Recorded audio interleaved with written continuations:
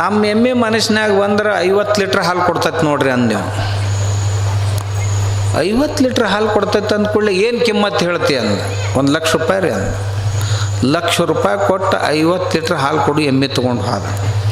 ಹೋಗಿ ಮನ್ಯಾಗ 2 ದಿನ ಉಣಿಸ್ದ ತಿನ್ನಿಸ್ದ ಹಾಲು ತೆಗೆದ 5 ಲೀಟ್ರ್ ಮ್ಯಾಗ ಒಟ್ಟ ಹಾಲು ಕೊಡಲ್ದ.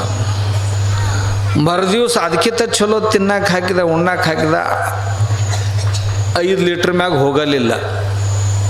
8 ದಿವ್ಸ ನೋಡಿದ 15 ದಿವ್ಸ ನೋಡಿದ ಎಮ್ಮೆ ಹಾಲ ಕೊಡಲಿಲ್ಲ. ಅದೇ 5 ಲೀಟ್ರ್ದಾಗ ಒದ್ದಾಡ್ತಿತ್ತು. ಅವ ಯಾವ ಮಾರಿದ್ನಲ್ಲ ಅವ್ರ ಮನೆಗೆ ಹಾದು ಎಮ್ಮೆ ತೊಗೊಂಡು, ಏನು 50 ಲೀಟ್ರ್ ಹಾಲು ಕೊಡ್ತೈತೆ ಅಂಥೇಳಿ 1,00,000 ರೂಪಾಯಿ ತೊಗೊಂಡಿದ್ದು, ಇದು 5 ಲೀಟ್ರ್ ಮ್ಯಾಗ ಹಾಲು ಕೊಡಂಗಿಲ್ಲ. ನಾ ಕೊಡಾಗ ಹೇಳಿದ್ನಲ್ಲ, ನನ್ನ ಎಮ್ಮೆ ಮನಸ್ಸಿನಾಗ ಬಂದ್ರೆ ಕೊಡ್ತೈತೆ, ಅದು ಇರ್ಲಿಕ್ಕಂದ್ರೆ ಕೊಡೋದಿಲ್ಲ. ನಾ ಕೊಡಾಗ ಹೇಳಿದ್ದೆ ನನ್ನ ಎಮ್ಮೆ ಮನಸ್ಸು ಮಾಡಿತಂದ್ರೆ 50 ಲೀಟ್ರ್ ಹಾಲು ಕೊಡ್ತೈತೆ ಅಂತ ಹೇಳಿದ್ನಂತ. ಅದು ಮನಸ್ಸು ಮಾಡ್ಲಿಕ್ಕೆ ನಾ ಏನು ಮಾಡಲಿ ಅಂದ. ನಾ ಯಾವ ಎಮ್ಮೆಗಳ ಕತ್ತಿ ಹೇಳಕತ್ತಿಲ್ಲ, ಇಲ್ಲಿ ಕುಂತ ಎಮ್ಮೆಗಳ ಕತ್ತಿನ ಹೇಳಕತ್ತೀನಿ.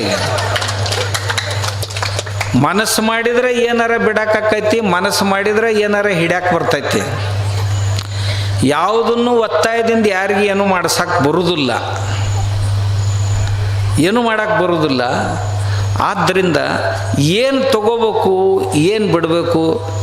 ಶ್ರೀರಾಮಚಂದ್ರ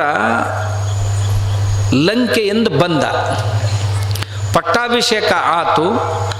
ಆದ ಕೂಡಲೇ